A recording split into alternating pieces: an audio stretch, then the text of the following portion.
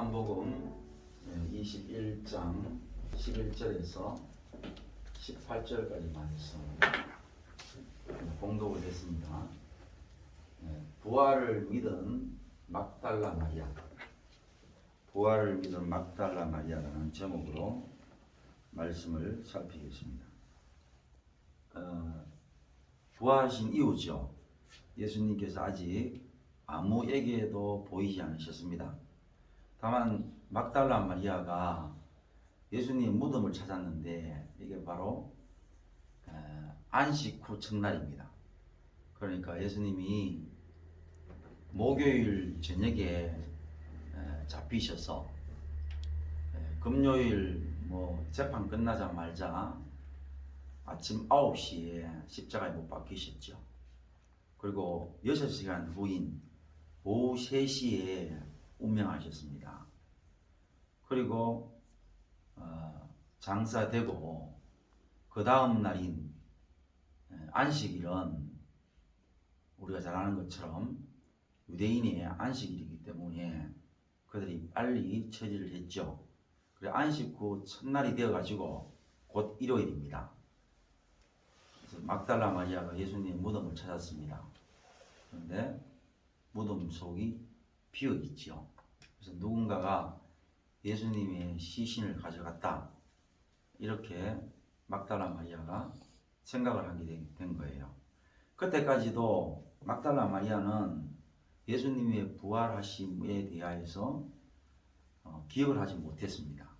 예수님이 부활하신다는 말씀을 기억해내지 못하고 예수님의 시체가 없으니까 누군가가 예수님의 시체를 훔쳐갔겠거니 하면서 우는 거지요. 여기에서 우리가 막달라 마리아 그러면은 제가 이번 주에 마리아에 대해서 성경을 또는 인터넷을 검색을 해보니까 성경에 5명의 마리아가 나옵니다. 그러니까 5명의 마리아는 동명이긴 하지만 다 다른 사람으로 의미합니다. 그래서 이제 여기서 막달라 마리아는 막달라 지방의 마리아를 의미하는데, 성경에 우리가 여러 사람들하고 착각을 할 수 있는데 특별히 마리아 중에서 창녀 출신인 마리아가 있는데, 여기서 막달라 마리아는 창녀 출신이 아니고 7 귀신 들렸던 여인입니다. 그 7 귀신이라는 말은 그 당시에 병명이죠. 그 7이라는 것은 완전수를 의미하고 7 귀신 들렸다 이러면은 완전히 귀신에 사로잡혔다는 뜻이 되겠죠. 그러니까 보통 귀신 들린 정도가 아니고 완전히 미쳤다, 완전히 도저히 귀신에서 빠져나올 수 없는 완전한 비정상적인 상태, 완전히 미친 상태를 의미한다, 이렇게 생각하시면 돼요. 그래서 여러분들이 너무 귀신을 우리가 옛날식으로 생각할 필요도 없고요, 또 너무 그렇게 생각하지 맙시다. 무슨 정신병이 이러지 말고 그냥 완전히 비정상적인 상태였던 이 여인, 곧 막달라 마리아를 예수님께서 온전케 하심으로 이 막달라 마리아가 그야말로 이 예수님께 큰 은혜를 받고 마지막까지 예수님과 함께 했다라는 이 중요한 사실을 성경은 기록하고 있습니다. 마지막까지 함께 했다라는 말은 예수님의 십자가에 못 박히실 때에 옆에 있었던 여인으로 기록되고 있습니다. 끝까지 함께 했던 여인, 죽으심에 동참했던 여인, 그리고 맨 처음 예수님이 부활하셨을 때 부활을 목격한 여인으로 성경은 기록하고 있어요. 그래서 여기서 우리가 더 나갈 필요도 없고 축소할 필요도 없고 성경에서 그렇게 밝혀놓은 것이기 때문에 막달라 마리아가 예수님의 부활을 목도했다. 오늘 이 부분을 가지고 우리가 설교를 하도록 하겠습니다.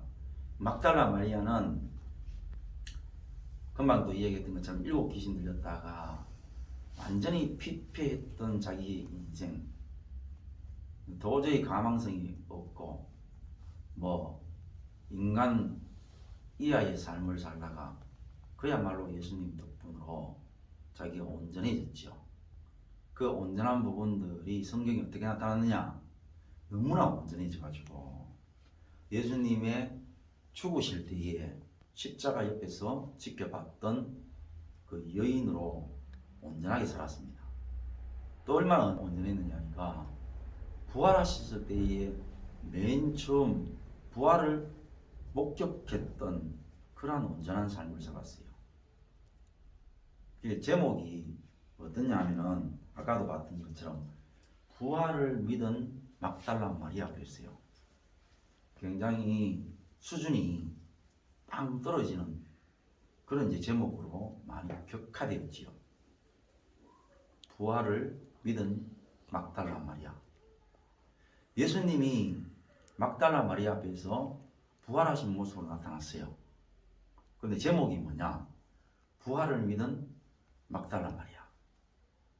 이 초반에 우리가 옛날에 부활 기념 예배를 많이 드렸지만은 되게 설교가 수준이 높습니다. 근데 신앙생활을 쭉 하는데 가면 갈수록 이 설교나 또는 오늘 우리 성도들의 모습은 점점점 수준이 낮아져요. 근데 이거를 우리가 너무 안 좋게만 생각할 일이 아니고 다르게 말하면 뭐예요? 우리 점점점 우리의 본질을 알아간다는 의미 있는 그런 고백이 된다는 것입니다. 옛날에는 내가 예수를 믿는데 그 예수 믿는 것들이 우리의 진심, 인격, 우리의 저 밑바닥에서의 근본적인 믿음 이것에 대해서 잘 알지 못하고 거기에서부터 발을 딛지 못했던 부분들을 우리가 알게 되어진다 이런 뜻이 되겠습니다. 점점점 알게 되어지더라는 것이요. 점점점 알게 되어지더라. 마치 어린아이가 너 앞으로 크면 뭐 될래? 그러니까 대통령 되겠다 그러죠. 그리고 여자 같은 경우에는 나는 뭐 공주가 되겠다. 또 나중에 가서도 부모에게도 나는 정말로 우리 부모님에게 돈을 어마어마한 돈을 주겠어요. 전국 일주를 시켜드리겠어요. 아주 크지요. 부모에 대한 그 마음을 밝히는데도 대단히 큽니다. 근데 점점 어때요? 나이를 10살, 20살, 30살 가면 갈수록 대단히 현실적으로 바뀌면서 어릴 때에 비하면 수준이 빵빵 떨어지죠.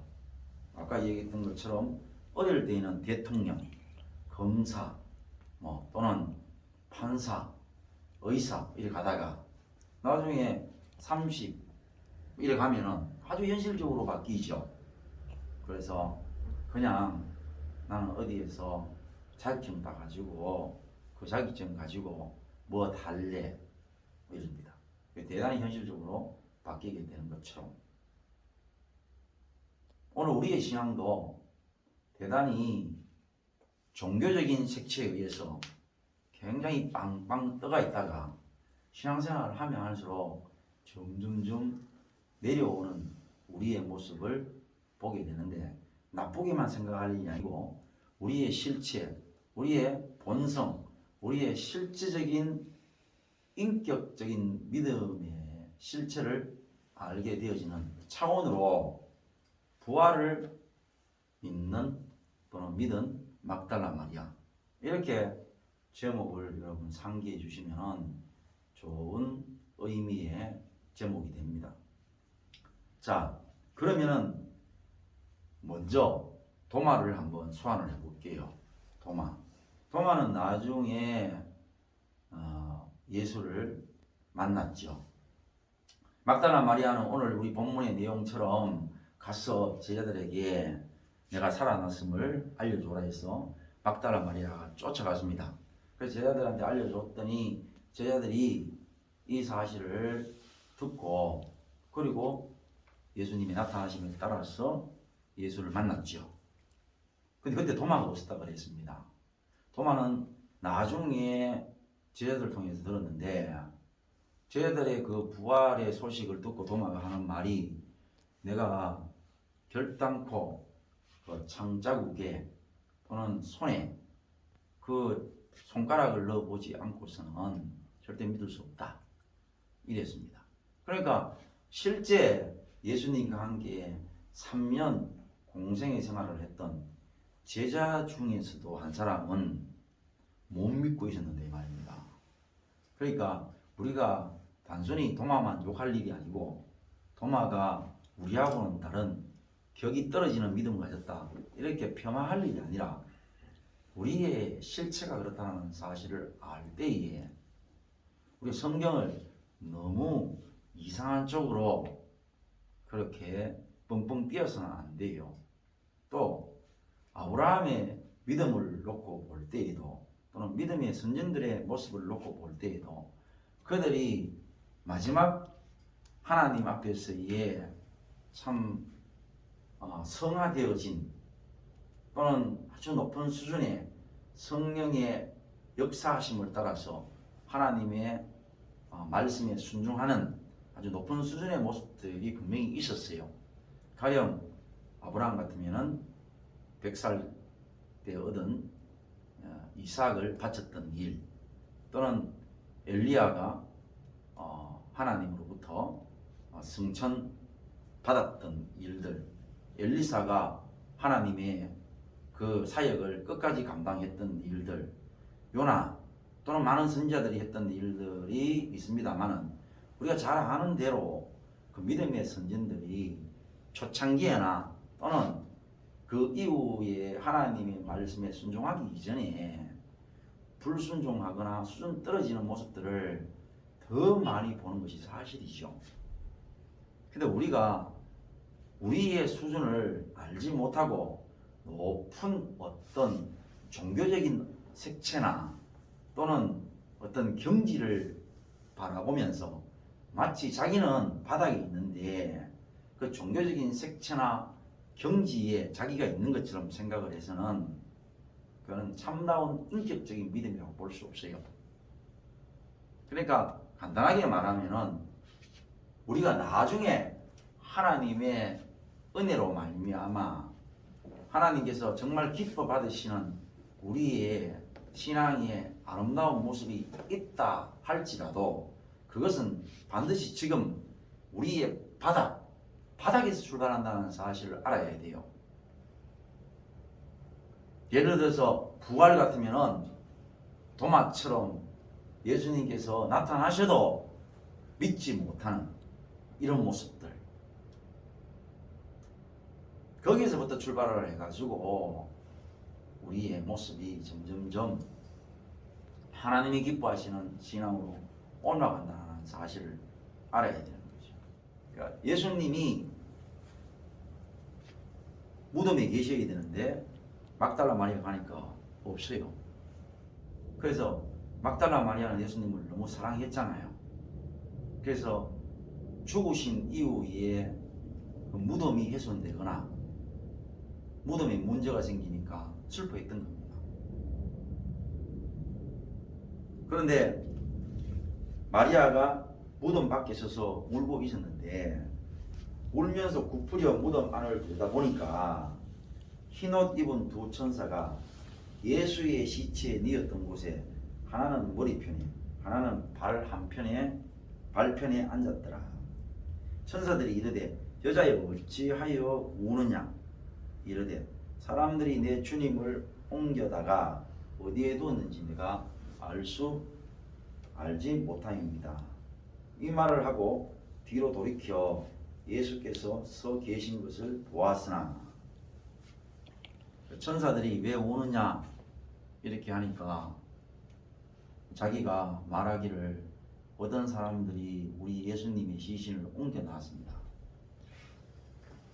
사람이 그 상황이 되었어도 슬픔이 너무 크니까 상황이 모든 것들이 다 슬픔으로 다 조명이 되는 거예요. 그러니까 천사가 묻는데도 이 상황이 마치 우리가 생각할 때에 야 이거 뭐 어마어마한 일이 지금 일어나고 있구나 이런 것을 감지하지 못했다라는 뜻이에요. 그만큼 슬픔에 잠겨 있었고, 그 말은 다른 말로 이야기하면 예수님의 부활을 전혀 꿈에도 생각하지 못하는 이러한 우리의 실체를 잘 말해준다라는 거예요. 여러분, 제가 성경을 많이 다운시키고 있는 것이요. 그러나 도저히 다운시키지 않고서는 설명이 안 돼요.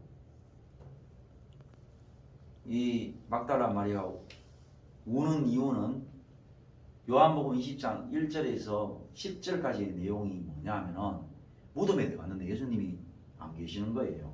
그래서 무덤 밖에 나왔는데 울면서 예수님 안에서 확인했잖아요. 그래서 울면서 돌은 옮겨져 있죠.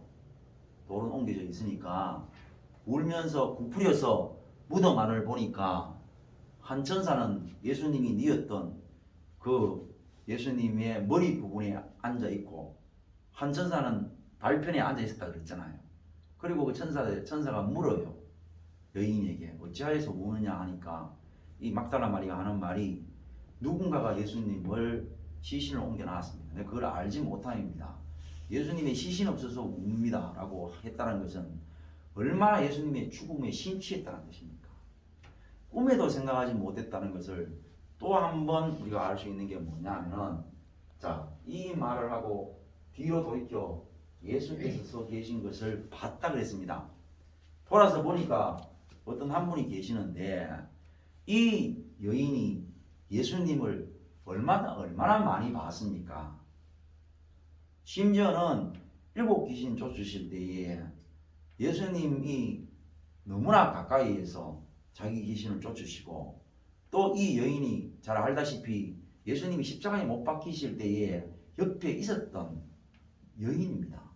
그러니까 예수님의 얼굴을 모른다는 게 말이 되겠어요? 아무리 새벽 미명이지만. 그런데도 불구하고 예수님이 뒤에 계시는데도 얼마나 예수님의 죽으심에 심취했었으면 정말로 꿈에도 생각하지 못하는 그런 상황이 있으면 천사가 안에서 물어도 벌써 뭡니까? 영화로 따지면 분위기가 달라요. 아니 생각해 보세요. 금방 내가 무덤 속에 들어가가지고 예수님의 시신이 없는 거야. 그래서 나와가지고 막 우는 거죠. 막 당황을 해가지고 예수님의 시신이 없다는 거예요. 그 울다가 다시 한번 무덤 속을 이렇게 보니까 천사가 둘이 있는데, 우리 생각해봐요. 우리 같으면은 그냥 안 믿는 세계에서 봐주면 단순하고 담백하게 우리 해석해 봅시다. 그럼 어떻게 되겠어요? 뒤로 나잡혀지겠죠. 무덤 속에 천사가 사람처럼 생겼다고 치고, 그냥 우리가 달리 말입니다. 날개가 많이 있는 천사다. 그러면은 더더욱 뭐냐, 그 마리아의 행동은 비상식적인 행동이죠. 그렇지 않습니까? 날개가 없고 그냥 사람처럼 똑같이 생기는 천사라고 칩시다. 그래도 뒤로 넘어져야 되죠. 그리고 뒤를 돌아보니까 한 남자가 서 있어요. 자, 우리는 여기에서 크게 두 가지를 생각할 수 있죠. 첫째는 마리아가 우리가 오늘날 종교적인 색채를 가지고 미리 선입견을 가지고 봤을 때에 마리아는 참 믿음이 없다, 이렇게 우리가 설명할 수 있을 거고요. 아니면 생각해 보세요. 우리가 그냥 이런 얘기를 처음 듣는다고 생각해 봅시다. 이런 한 여인이 무덤에 찾아갔는데 무덤에 시신이 없고 거기에 천사가 둘이 있는 거야. 그런데 그걸 보고도 놀라지 않는 거야. 그리고 무덤 뒤에 한 남자가 서 있는데 놀라지 않아요. 그러면 이 여자는 적어도 미쳤거나 내지는 뭐라 그럴까요? 보통 여자하고는 다르잖아요. 그렇지 않습니까? 보통 여자하고는 다르잖아요. 자, 그렇다면은 이 두 가지 중에 한 가지일 거란 말이라. 두 가지 중에 한 가지. 막달라 마리아의 현재의 상태. 그러니까 여기에서 두 가지 중에서 첫 번째 상황, 천사가 나타났는데도 불구하고 놀래 나자빠지지 않았던 것들, 그 다음에 뒤에 예수님이 나타났는데도 불구하고 예수님인지도 모르고 계셨는데 반응을 그렇게 했다라는 부분들은 딱 한 가지로 오늘 성경을 통해서 예측할 수 있는 게 뭐냐, 예수님의 죽으심에 대해서 어마어마하게 심취해 있었다는 거예요.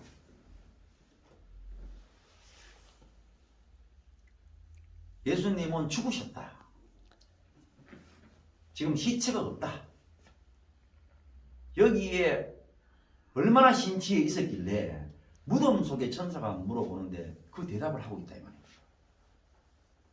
뒤에서 한 남자가 나타났는데 예수이신 줄도 모르는데 뒤로 안 나자빠졌다 이 말입니다. 이걸 뭘로 설명할 수 있을 것 같아요, 여러분 같으면? 새벽 미명이 같다, 그죠? 새벽입니다. 그리고 알다시피 거기는 아리마다 요셉의 무덤이죠. 그러니까 미리 준비한 무덤이니까 거기는 무덤이 많은 곳이 될 수밖에 없겠죠. 그러니까 여인이 찾아갔다는 것도 대단한 거 아닙니까? 그것도 혼자 갔죠. 그래 가니까 돌은 굴러져 있는 것은 자기가 안 굴렸으니까.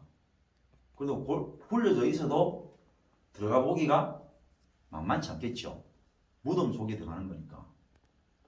야, 들어갔어요. 근데 예수님의 시신이 없는 거야. 여기까지도 대단한 거예요, 사실은. 무덤을 확인한 것도 대단하다고 봐야 되겠죠. 무덤을 확인한 것도 대단해요.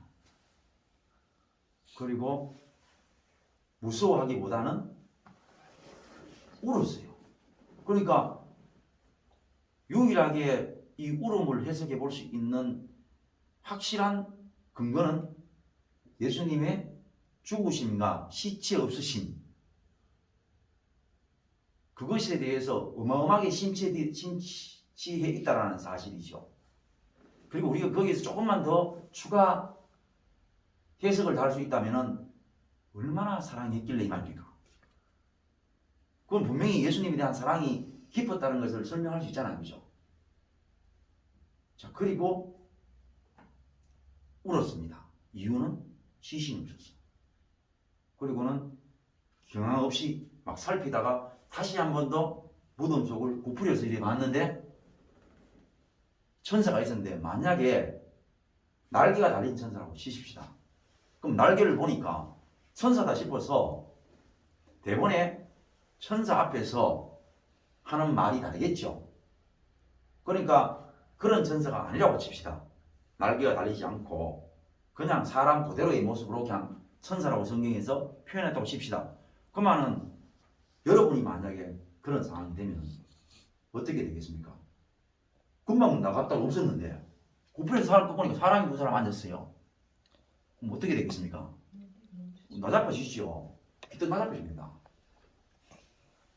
그 천사가 하는 말이 어찌하여서 우느냐라고 물었을 때에 또박또박 대답을 합니다.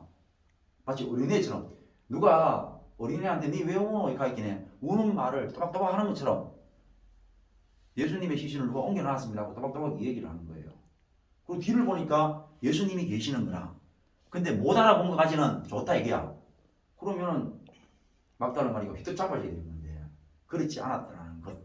이것은 두 가지밖에 설명이 안 돼요. 하나는 완전히 옛날에 미친 것이 도져가지고 무서운 게 뭔지도 모르는 이런 상태로 바뀐 것. 또 하나는 우리 종교적인 믿음 생활을, 기독교 역사가 2000년이 넘었으니까 2000년 넘은 기독교 역사만입니다. 이걸로 말미암아 부풀려지고 종교적인 색채가 아주 풍성해진 상태에서 막달라 마리아를 본다면 아주 믿음 없는 존재이죠. 세상에 안에 없던 천사가 나타났는데도 불구하고 그냥 어린애처럼 왜 우느냐 할기냐 또박또박 말할 정도. 뒤에 예수님이 나타났는데도 그 예수님이 알아보지 못하는 그러한 눈이 어두워진 상태, 이렇게밖에 설명이 안 돼요. 그러나 이 두 가지 모든 것을 엎을 수 있는 유일한 한 해석은 아까도 얘기했던 것처럼 어떻게 말입니다. 무덤 속에 찾아갈 수 있는 용기뿐 아니라 그 안에 천사가 2명이 물어도 거기에 묻는 말의 애가 귀신이라고 생각하지도 못하고 전혀 비상식적인 상황에서 나타나가지고 자기에게 묻는다는 이 사실을 전혀 상기하지도 못하고 인식하지도 못하고 뒤에 예수님이 나타났는데도 불구하고 예수님이 아니라는 사실을 알더라도 그 남자에게 뒤로 휘떡 나자빠지지 않고 오히려 물어보는 이러한 상태로 성경이 기록되어 있는 것은 유일하게 한 가지, 예수의 미션이 있다는 거예요. 오직 뭐냐? 예수님 때문에 무덤에 갔고 예수님의 시신이 없어서 너무너무 애달파는 마치 어린아이와 같은, 그리고 천사가 2사람 나타나고 뒤에 예수님이 부활하셔서 나타났음에도 불구하고 거기에 어떤 비이상적인 비현실적인 상황이 도래했음에도 불구하고 비현실적인 비상황적인 상황에 빠져들지 않고 말입니다. 귀신이다. 이게 뭐야 하고 휘떡 나자빠지는 그러한 비현실적이고 비상황적인 부분에 빠지지 않고 오직 예수님의 시신, 예수님에 대한 보고 싶음에 깊이 빠져 있는, 마치 오직 엄마만 바라는 그 아이가 자기 앞에 깡패가 나타나고 유괴범이 나타나도 유일하게 물어보는, 우리 엄마 어디 있어요? 니 왜 오니? 하니까 우리 엄마 잃어버렸어요 말할 수 있는 그런 모습처럼 막달라 마리아는 그런 가운데에서도 그 말에 토박토박하면서 예수님을 앞에 두고도 예수님을 찾는 어린아이와 같은, 이것 빼고는 어떻게 이 상황을 설명하겠나 이 말입니다. 그렇지 않습니까? 이 막달라 마리아 이것 빼고 어떻게 설명하겠어요? 자, 그러면은 생각을 해봅시다. 어떻게 이게 가능하겠나 이거죠? 어떻게 막달라 마리아와 같은 이러한 모습으로 무덤에 갔거나 무덤에서 이런 행동이 어떻게 가능하겠나 이거죠? 이게 우리에게 가능한 것으로 느껴지는 것은 이제 이런 신앙을, 이러한 상태를 우리가 이해할 수 있거나 와닿을 수 있다는 부분들은 무엇을 설명할 수 있느냐 하면은 하나님의 은혜라는 것은 은혜를 통하지 않고선 은혜를 알 수 없다라는 결론이 이르게 되죠. 그래서 우리가 은혜로 막달라 마리아의 이 행동이 은혜였다라는 사실을 안다면은 우리는 오늘 막달라 마리아와 같은 은혜를 가진 사람이 되고, 우리 역시 뭐냐면 부활하신 예수님을 믿는 믿음에 들어가 있는 것으로 확인될 수 있는 것이요. 자, 다시 설명하겠습니다. 은혜는 설명이 됩니까 안 됩니까? 설명으로 모르지요. 은혜가 와닿아야 은혜를 알 수 있습니다. 자, 부모가 돼야 부모의 상황을 알 수 있는 것처럼 부모를 공부하거나 부모를 설명받아가지고 부모 될 수 없는 것이요. 부모는 부모가 되는 이미 되어 있는 상황에서 가능합니다. 마찬가지로 은혜도 은혜를 먼저 받아야 알 수 있는 것이죠. 막달라 마리아가 받았던 것이 은혜였다면 오늘 우리도 그 막달라 마리아 같은 은혜가 있는지를 살펴봐야 되죠. 그 막달라 마리아를 이해하려고 그러면 우리 이미 와 있는 어떤 은혜들이 와 있지 않으면 어떻게 우리가 막달라 마리아를 알겠나 하는 거예요. 그런 차원으로 볼 때에 우리가 막달라 마리아처럼 어떤 은혜가 와 있는지를 보려고 할 때에, 내가 목사로서 여러분들을 볼 때에 그러한 순수함이 있더라는 거예요. 하나님이 우리에게 믿음을 안 주셨다면 그런 순수한 믿음을 찾아볼 수 없는 그걸 말하는 거예요. 하나님이 안 주셨다면 그런 순수함을 찾아볼 수 없는 것들, 이것은 성령이 우리에게 와 계시지 않거나 우리에게 믿음을 우리에게 필요한 만큼 내려주시지 않았다면 우리가 결코 이런 행동을 하지 못하리라는 거야. 그 오늘 우리에게 이러한 부분이 있다면 우리 역시 뭐냐? 이러한 부분을 가지게 된 것은 마치 하나님께서 막달라 마리아에게 주신 그 은혜, 오직 죽으신 예수님, 내가 죽은 지 사흘 만에 같이 살아나리라는 말씀을 전혀 기억하지 못했지만 믿음이 있고 없고의 문제를 떠났어. 그는 예수님 사랑했고 죽으신 예수님 잃어버렸다는 것이 너무나 슬프고 우는 가운데에 천사가 나타나는 것에 대해서도 그거 완전히 비정상적인 상황, 완전히 비현실적인 상황을 캐치하지도 못하고 오늘 하나님께서 막달라 마리아에게 하나님께서 주신 은혜가 뭐냐? 오직 예수님만 사모하여서 그 무서운 무덤에 달려갈 수 있는 그 무서움도 사라지고 비현실적인 상황 가운데에서 천사가 나타나고 그 비현실적인 상황 가운데에서 물어보는 그 천사에게 대답하는, 또는 예수님이 부활해서 계신데도 불구하고 부활을 못 믿어서 몰라보는 것은 당연한 것이지만 물을 때에 역시 똑같이 대답하는 이 어린 아이와 같은 담백한 신앙은 하나님의 은혜가 아니고서는 결단코 해석이 안 된다. 이거를 설명해도 오늘 우리가 막달라 마리아와 같은 그런 믿음이 없다면 이러한 설교나 설명이 어떻게 와닿을 수 있느냐.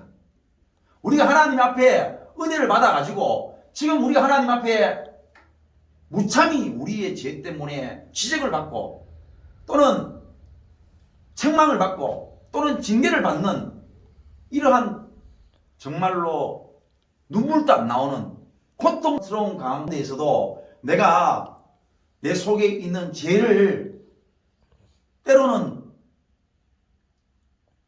못 보고 때로는 보기 싫고 그래서 이래 물으면 저래 말하고 저래 물으면 이렇게 말하는 그러한 대답은 믿음이 없고 대답은 온전치 못하더라도 그래도 주님이 물으신다는 그 주님의 책망이나 질문에 응대하는 그 어린 아이와 같은 그 모습이 오늘 우리에게 있다면 이것은 오늘 막달라 마리아가 받았던 은혜와 결코 다를 바가 없는 믿음이라는 거예요.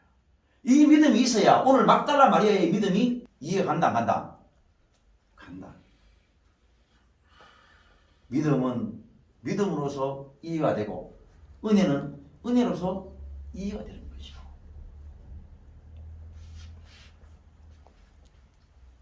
예수께서 이르시되 여자여 어찌하여 울고 울며 누구를 찾느냐 하시니 마리아는 그가 등산적인 인 줄 알고 이르되 주여 당신이 옮겼거든 어디에 두었는지 내게 이루소서 그리하면 내가 가져가리이다. 오직 예수님에 대해서 오직 죽으신 예수님, 어쨌든 간에 예수님만 사모하고 예수님만 찾겠다라는 그 일념 하나, 그게 바로 하나님이 주신 막달라 마리아에 주신 믿음이었고 그 믿음이 막달라 마리아의 현재의 인격과 현재의 상태를 잘 말해주는 본문이면서 여기부터 출발을 했을 때에 예수님이 내가 야야 예수다라고 했을 때에 막달라 마리아가 부활하신 예수님을 믿게 되었다. 여러분이 하나님 앞에 대답을 하는데 내가 대답을 하고 보니까 여전히 내 죄를 감추기 위해서 대답을 하고 내 죄를 변명하기 위해서 대답을 하고 내가 좀 더 하나님 앞에 버티려고 대답을 이렇게 하고 저렇게 하고 이래 했는 것은 사실이고 이 현실이지만 대답하는 내 모습은 어쨌든 간에 주님이 물으신다는 그 주님 앞에서의 그 대답이 여러분의 현실이라면 말이야. 그 현실이 여러분들을 어떻게 이끌느냐? 이제는 점점점 내 안에 죄를 숨기지 않는 내 모습을 있는 그대로 정직하게 아뢰을 수 있는 부활을 믿은 막달라 마리아의 그 경지에 올라갈 수 있는 우리도 디딤돌이 된다는 거예요. 우리도 예수님이 물으면 이제는 더 이상 자기를 속이기 위해서, 자기를 변명하기 위해서 어떻게든지 빌빌 돌려가지고 자기를 이렇게 저렇게 숨기기 위해서 말하는 것이 아니고, 이제는 거기에서 출발을 해서 그러한 나였지만은 그래도 주님이 물으신다라는 그런 입장에서 주님 앞에서 대답은 하지만 내 죄를 숨기기 위해서 빌빌 돌렸던 그게 내 모습이 현실이고, 그 모습이 가능했던 것도 하나님의 은혜였다면은 하나님은 그러한 출발점에서 우리를 어떻게 인도하시느냐? 막달라 마리아가 예수님을, 부활하신 예수님을 믿었던 것처럼 오늘 우리가 다시 하나님이 우리에게 물으실 때에 이제는 죄를 숨기지 않고, 이제는 죄를 변명하지 않고 이래저래 둘러대기 위해서 말하지 않는, 예수님이 물을 때마다 정직하게 내 자신을 숨기지 않고 대답할 수 있는 그런 부활을 믿는 막달라 마리아의 믿음의 자리까지 우리도 나아가게 되는 것이 오늘 우리가 부활을 기념하는 이 예배의 참된 성도의 모습이라는 거예요. 여러분들이 각자 하나님 앞에 내가 하나님이 목사님을 통해서 물어보시는, 또는 때로는 책망하는, 때로는 경계하는, 때로는 혼을 내는 이 말씀들을 하나님의 말씀으로 여러분들이 생각하고 있는지, 또 그렇게 해서 그런 말씀으로 받고 여러분들이 대답은 하지만 그 대답이 여전히 여러분의 죄에 져서 이렇게 저렇게 변명을 하지만 그 대답은 내가 주님 앞에 대답한다라는 이런 마음이 있다면 오늘 막달라 마리아의 위치에서 있는 믿음이라고 볼 수 있고, 더 나아가서 부활을 믿는 막달라 마리아가 되는 것처럼, 부활을 증거하게 되는 나중에 막달라 마리아가 되는 것처럼 여러분도 이제는 하나님이 나한테 물으실 때에 내 죄를 더 이상 둘러대고 이래저렇게 말할 것이 아니고 정직하게 하나님 앞에 내 있는 모습 그대로 나의 죄를 고발하는 상태로 나아가는 이런 막달라 마리아 같은 믿음의 자리에 이르게 된다는 것이 오늘 부활 기념 예배에서 주는 하나님의 은혜인 것을 확신하시기를 바랍니다.